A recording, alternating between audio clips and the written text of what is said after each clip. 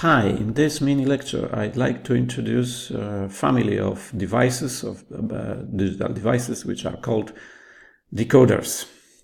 And the block diagram of each decoder is the following. You've got multiple inputs and multiple outputs, and for inputs you must deliver a number of lines, n inputs, n input lines. What's the length of the input code? So in n inputs plus input code must be delivered, input code. And for this is m outputs and also output code. A part of these two information, you must deliver the rule how to transform the input sequence, each input sequence, into the output sequence. Okay, so it is a very, you know, a lot of different codes, sign magnitude, two's complement, gray, binary, BCD, etc. And that's why there are many various different decoders. Let's start with the most important one, which is simply called decoder without giving you any additional information. So this decoder will have n inputs, and the code is binary, and it has 2 to the power of n outputs, and the number of outputs is connected with the number of inputs. And this code is 1 of 2 to the power of n. In general, 1 of n. In this case, n is equal 2 to the power of n. It depends on the number of inputs. So the rule, let's concentrate of the case when n is equal to 2. So our decoder, which is called only decoder, having 2 inputs, will have, of course, 4 outputs, 2 to the power of 2, 4 outputs. And inputs and outputs will be denoted, labeled using numbers starting from 0 and finishing with the maximum value. Okay, 1, 0, 1, 0, 1. All right, so let's denote inputs as x1, x0, and outputs as y0, y1, y2, and y3. And the truth table, let's construct first the truth table to deliver this information, how the input is transformed to the output sequence. So x1, x0, and y0, y1, y2, y3, 0, 0, 0, 1, 1, 0, 1, 1. And the rule is interpret binary sequence, binary input as decimal 1, so it is a 0 in decimal, and put 1 on the corresponding output 0, so y0 must be equal to 1, and the remaining, as the name of the code says, must be zeros. Only a single one must be present on the outputs.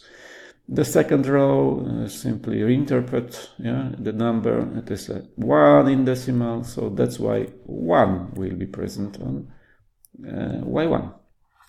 And 1, it is a 2, so y2 is equal to 1, and remaining are zeros. And the last case, 3.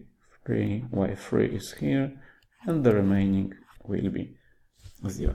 So what's the equations for these signals? And they are very simple, containing only a single minterm. So they are simply minterms, okay?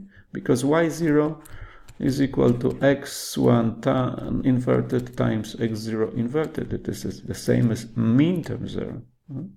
You remember, I hope, minterm containing all the variables and so on. y1, it is equal to x1 inverted times x0. It is minterm 1. y2 it is x1 times x0 inverted, and y3 is x1 x0 without inversions, m to m. So you can treat it, you can see the decoder as a minterm generator.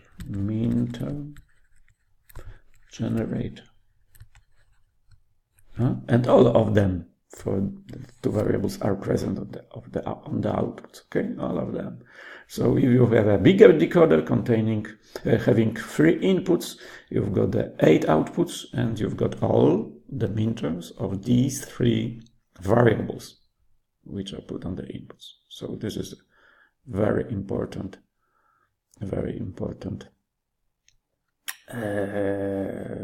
conclusion.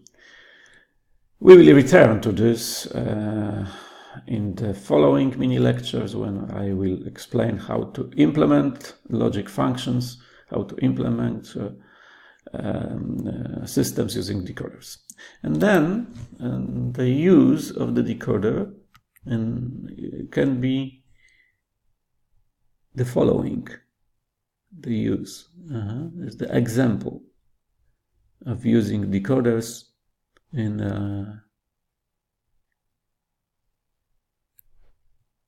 microprocessor system. Let's suppose you've got only 4. It is a data bus having only 4 lines. Data bus. And as you can see, the devices are shorted. All of them are connected to the data bus, because microprocessor is on a single data bus. But there are multiple devices which can transmit signals to the microprocessor. Okay. Let's suppose they are sensors S0, S1, sensor S2, and S3. They deliver the value of the measured parameter to the using a binary code, can be sign magnitude, a 4-bit code. And of course this means that they are shorted. It is not a normal operation, so we must ensure that only one can transmit the signal at a time. To have it implemented, you must have the devices. The assumption is that these sensors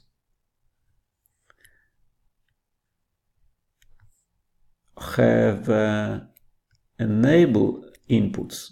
These are enable inputs. Enable 2, enable 3, enable 0, and enable 1. Okay. And only one can be enabled, or must be enabled at a time, and the code 1 of 4 could ensure this. So we must use a decoder to ensure that only one of the 4 sensors transmits its value on the data bus. Of course, the microprocessor should should select. So it should have at least 2 lines to select the device. Simply by giving, I will change it, okay? I will change it, and I will put it on the right hand side. I have more space here, right? And the second line. So the microprocessor selects the device and reads its value one at a time. And this is a decoder, and inputs are here and outputs here. So you've got a if 3, so it is a 3, output 2, output 1, output 0, and inputs are, let's say, 1, 0. It is an address line, so it's an address line A0, and address line A1 can be address bus, can be address bus because the microprocessor has two main buses. One is data bus, and the second is address bus.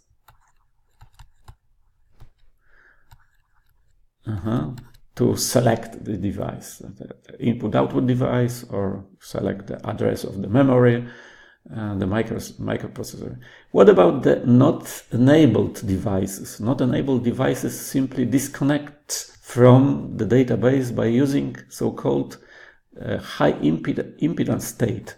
It simply the devices on all their outputs have the three-state buffers. It's quite new for you in this course, and this enable input, and this is a signal. Let's call it y. Let's call it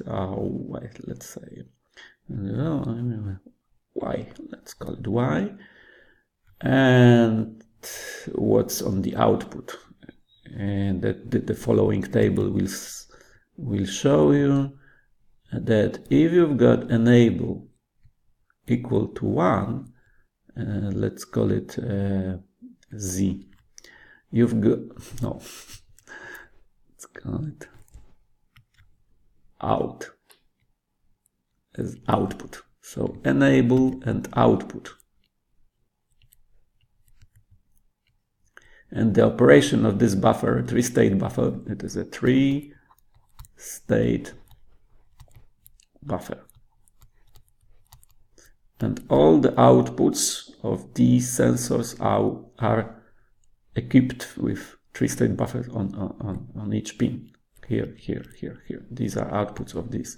This is the signal which should be outputted, but you've got also a buffer which can allow signal to flow freely in the case in which enable is equal to 1, but in the case that when input is equal to 0, you've got a high impedance state. You simply have it disconnected. You can treat it as a key, and the key position is controlled by EN, enable input, and in the case of 0, you've got this position, this connection, and if you like to transmit the signal Y to the output, you simply put 1 to this output. Okay, and this is the very important three-state buffer, and the third logic state is called disconnection state. This is high impedance. It is a high impedance state. Okay, that's all for today.